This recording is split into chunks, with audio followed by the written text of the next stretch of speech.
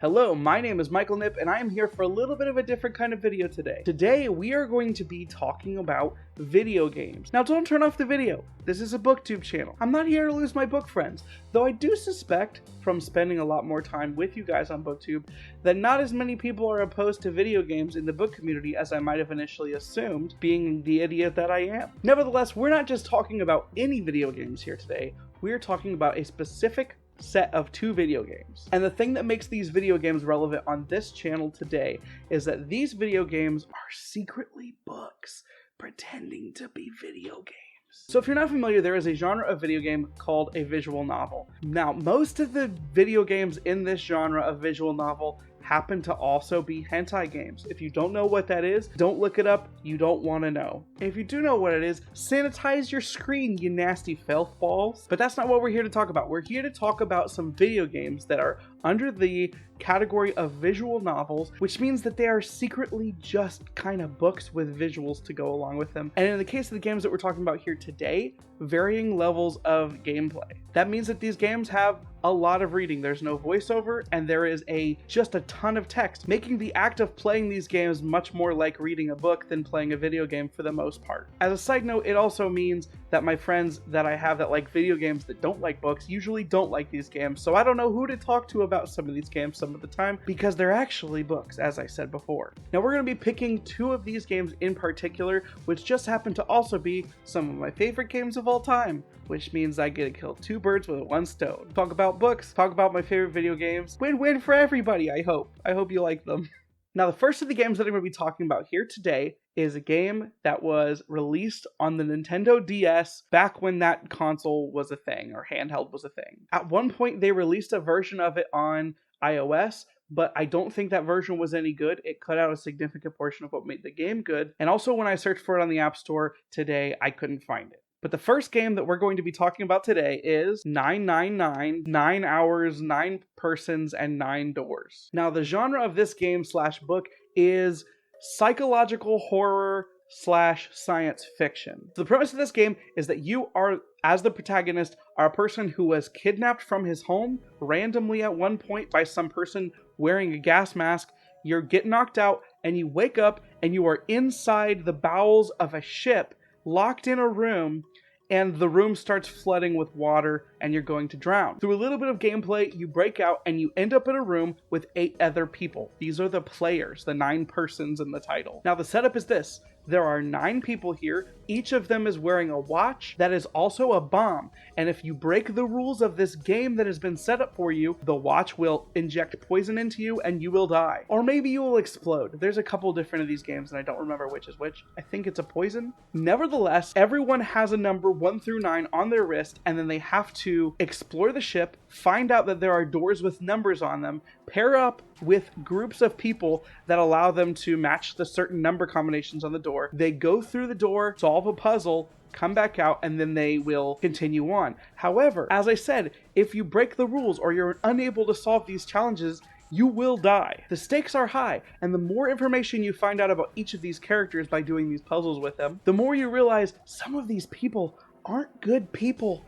And people start dying without getting murdered by the game, because there might be a murderer or 2 on the loose inside of the game, in addition to the psychopath who seems to be running the entire situation. Along the way, you will be learning things about each of these characters. You get hints and pieces of their backstories, which you get to piece together. And there's just a ton of science fiction and actual science blended together, where it's kind of hard when you're in the moment of the game to tell the difference between the 2. There's a lot of this fake science mixing with the real science, and it is just this awesome blend that culminates in a premise and a plot that to this day still blows my mind when I think about it, and I constantly use it as a reference point when I'm trying to talk about other science fiction or thriller plots with my wife. I loved this game so much, and I realized that it was accessible enough that my wife would be able to play it. She's usually into games that are very heavily story focused and less gameplay or action focused, so this was a perfect fit for her. She loved this game as well and beat it in a matter of a couple days. This was before we had children, and that was a thing that could happen. In addition to the insanity that is this story, the gameplay in this game mostly consist of, like I said, reading text, making some dialogue choices. So there will be story points, you're choosing your own adventure type elements in this game, and then each of the puzzle rooms that you will end up in essentially is like a little mini escape room. If you've ever done an escape room, you find clues inside the room, and you use those clues to usually end up finding a key that will let you unlock the door to free yourself. The escape rooms have to do with the story and or the science fiction elements that you're learning about with the story. And they are used as a plot device for the characters to tell you things relevant to the greater plot and the science and science fiction elements that will be necessary to kind of foreshadow what's happening, though I doubt you will fully understand what's going on until the insanely climactic moment at the end of the game. There's only a couple caveats I have with recommending this game. One, the escape room elements, if you're not super familiar with games, might be a little bit confusing to kind of get a bearing on what's going on. I never want someone to have something be an artificial barrier to them enjoying something, so don't feel bad if you have to look up a couple solutions to these puzzles. I would rather you do that and be able to experience this game than feel like you're missing out on something because you had to look up the solution to a puzzle. Additionally, this is kind of a dark and violent game, so if you're not into that type of thing, it could be scary if people don't like scary things. It's a thriller, a psychological thriller. There are elements of those things that if you are not into that, it's in the game, so you may not like that. And finally, the stupidest barrier of entry for this game for some people is, it is a game in, I'm gonna say this as kindly as I possibly can, it is a game that is in the art style of anime.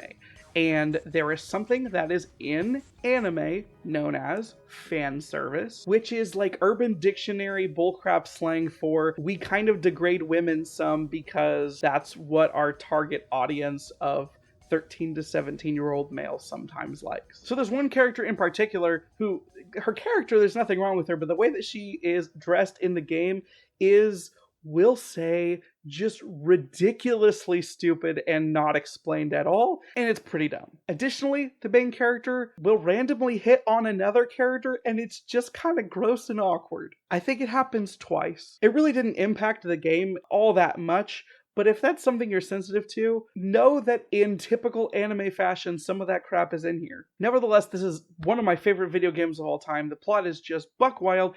If you happen to have played this game before, please tell me. I want to talk about it with you. And if you haven't, and you have a DS around, I highly recommend it. Hey, just pop it in here real quick to remind you, if you like this video, you want to see more like it, please like the video down below. Subscribe if you aren't already, and hit the bell to get notifications for when I post a new one. Thanks. The second game that I'm going to talk about here today is very near and dear to my heart. Another one of my favorite games of all time. The game is called To the Moon.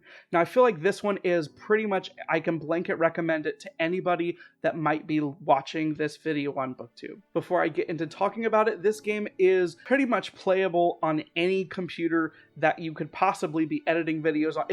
It's a game that requires very little system requirements. It's made to look like an old Super Nintendo game. It's not very intensive at all. Additionally, it is available in both the iOS store and the Google Play Store to be able to play on your phone if that's how you would like to play it. I highly recommend that you play this game in whatever form you are able to, and now I'll get into why. To the Moon is a game with a little bit of quirky, silly trappings of some goofy pair of scientists, a male and a female scientist, working together, and their job is to grant dying people their greatest wish. So the game starts with these scientists visiting a man who is basically on his deathbed, and he has requested for his last wish that he be able to go to the moon, hence the name of the game.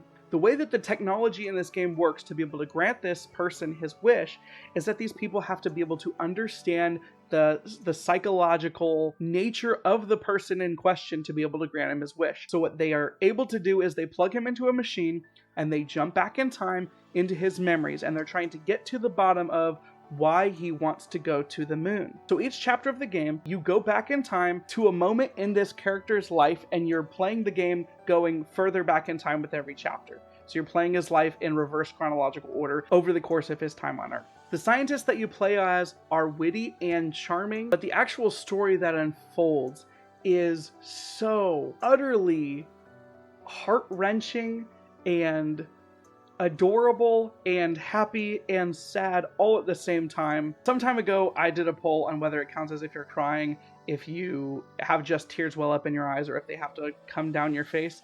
The ending of this game had me full on ugly crying, breaking down, couldn't handle myself, had to put the computer down and just like take a moment to understand the beauty that I was seeing. The game was made by like one guy who also, if I'm not wrong, composed the music for it. The soundtrack is brilliant and it completely captures the spirit of what is going on in each element of the story in each given chapter. And as I think would be the case if you were able to go through the events of any single person's life, you get to understand what makes someone click, what makes them different and beautiful in their own way, and why do they become the people that they become. I seriously don't think I could recommend this game highly enough. I don't want to get into spoilers.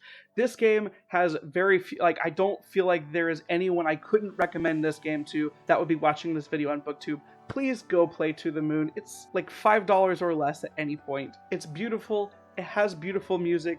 It completely touches my heart, and it is like so powerful and ingrained into me that we can probably be best friends or some level of best friend if you play through this game. I just want to talk about it with you. I don't think there's any type of gameplay that would hamper someone from being able to enjoy this experience as there might have been with 999. This one is also totally wife approved. My wife loves this game as well. So yeah, if you're still watching this video, thank you for watching it. Have you ever played a game with a story that just ripped your heart apart? Have you ever played visual novels? If you played either of the games that I mentioned today, once again, please tell me down below. I want to have conversations about them.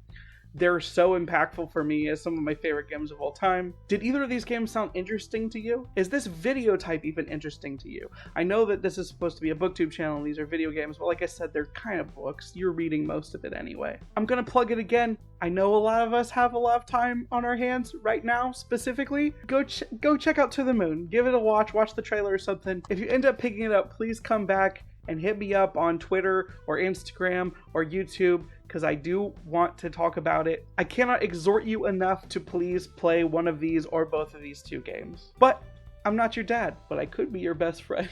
Thanks for watching and have a good day. Hold your breath. Make a wish. Count to 3.